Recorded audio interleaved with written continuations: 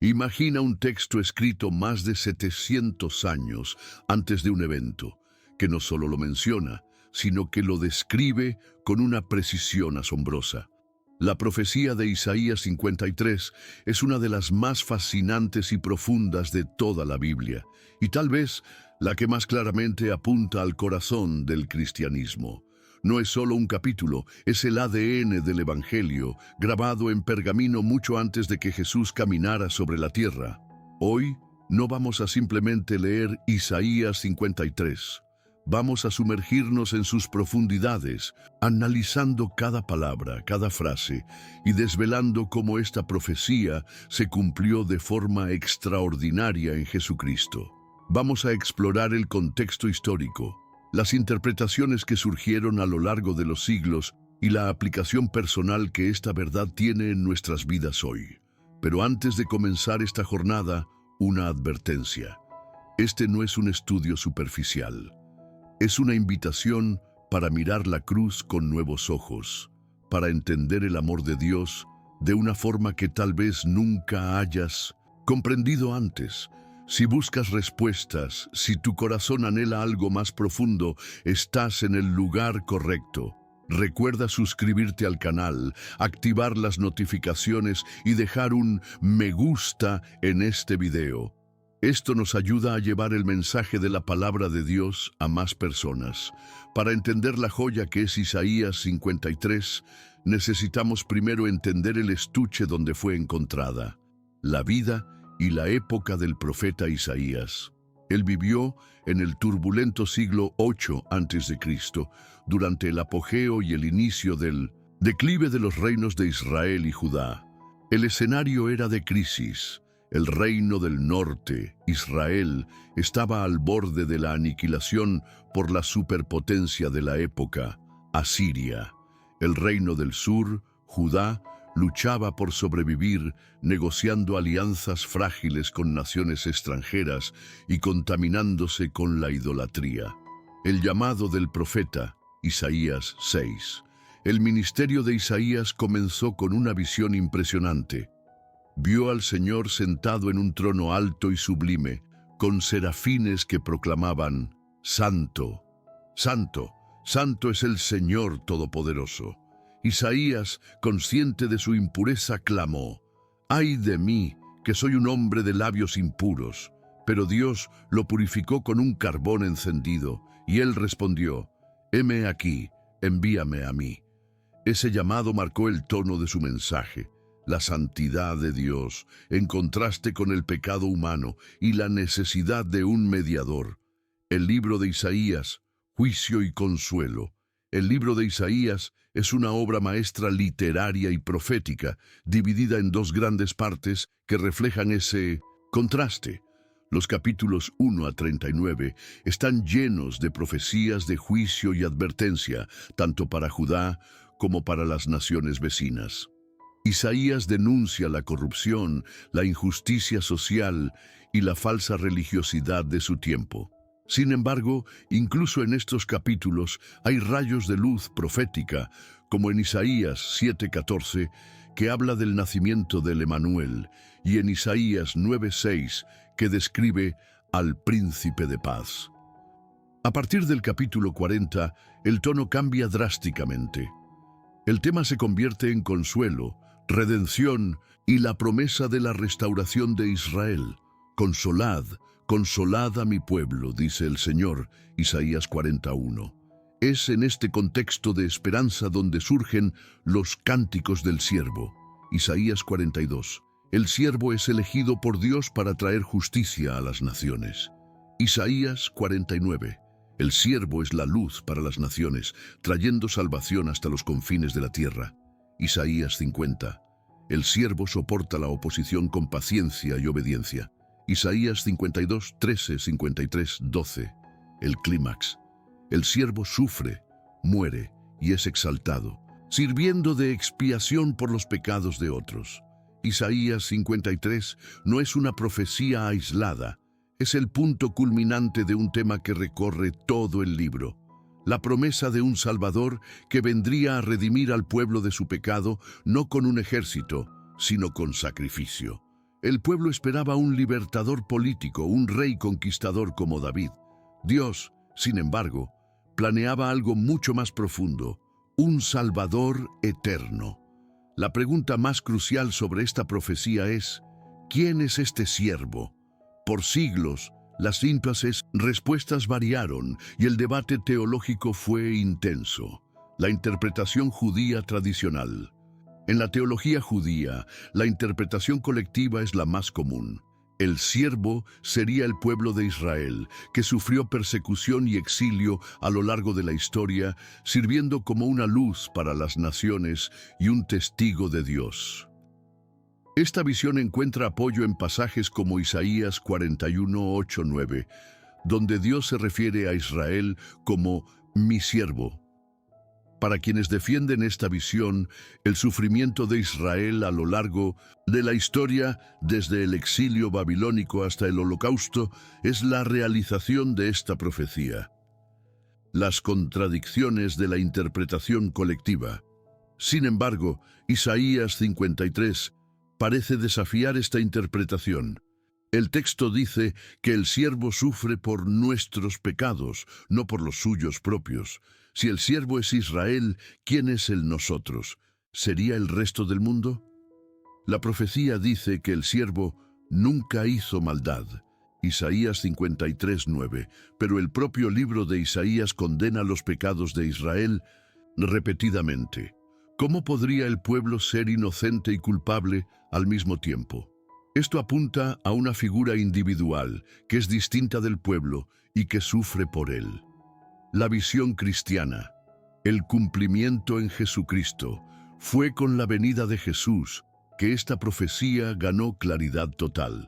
El Nuevo Testamento, de principio a fin, conecta Isaías 53 a Cristo. Hechos 8. El evangelista Felipe encuentra a un eunuco etíope leyendo Isaías 53, 7, 8, y comenzando por este pasaje de la Escritura, le anunció las buenas nuevas de Jesús. 1 Pedro 2, 24, 25. El apóstol Pedro escribe, Él mismo llevó nuestros pecados en su cuerpo sobre el madero, para que, muertos a los pecados, vivamos para la justicia, y por sus heridas fuisteis sanados. Este lenguaje es una cita directa de Isaías 53.5. Marcos 10:45. Jesús mismo declara, el Hijo del Hombre no vino para ser servido, sino para servir y para dar su vida en rescate por muchos. Esta es la esencia del siervo sufriente. La prueba histórica, los manuscritos del Mar Muerto. Para aquellos que argumentan que Isaías 53 fue alterado por los cristianos para encajar en Jesús, los manuscritos del Mar Muerto, descubiertos en 1947, ofrecen la respuesta definitiva. Incluyen copias del libro de Isaías datadas del siglo II a.C., mucho antes de Cristo. En estos rollos, el texto de Isaías 53 ya está completo, con los mismos detalles que leemos hoy.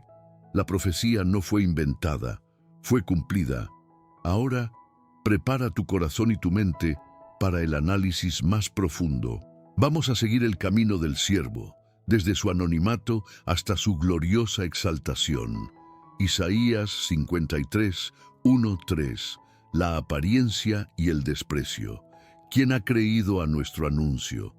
Subirá cual renuevo, no hay parecer en él ni hermosura.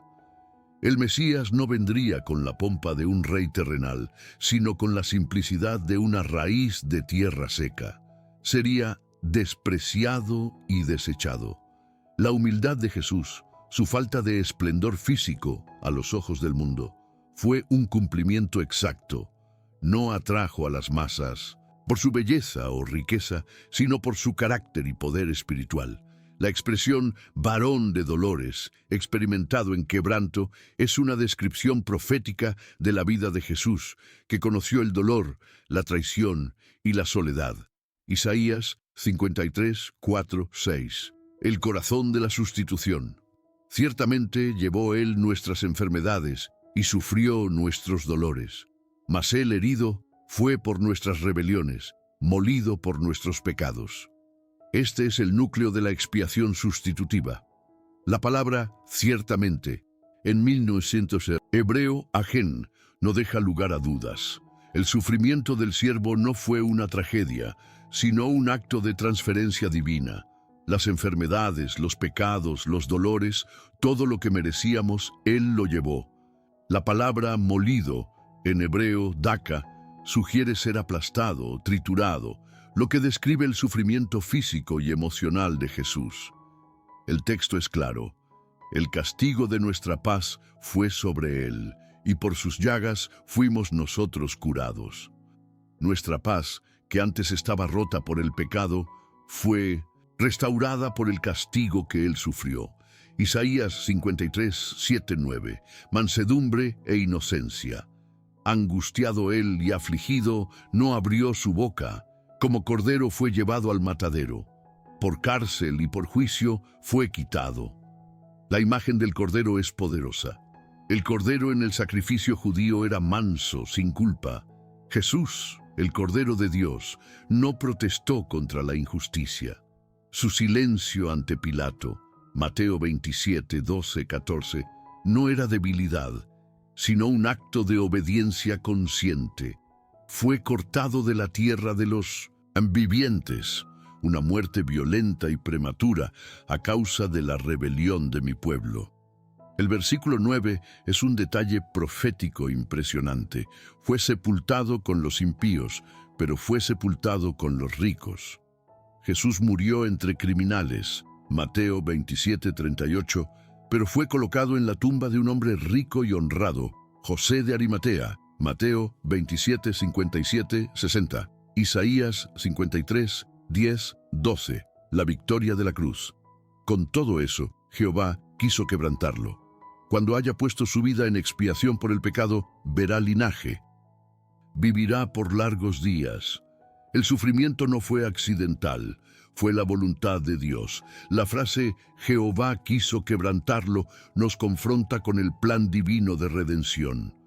El Padre entregó al Hijo por amor. La muerte de Jesús no fue el final.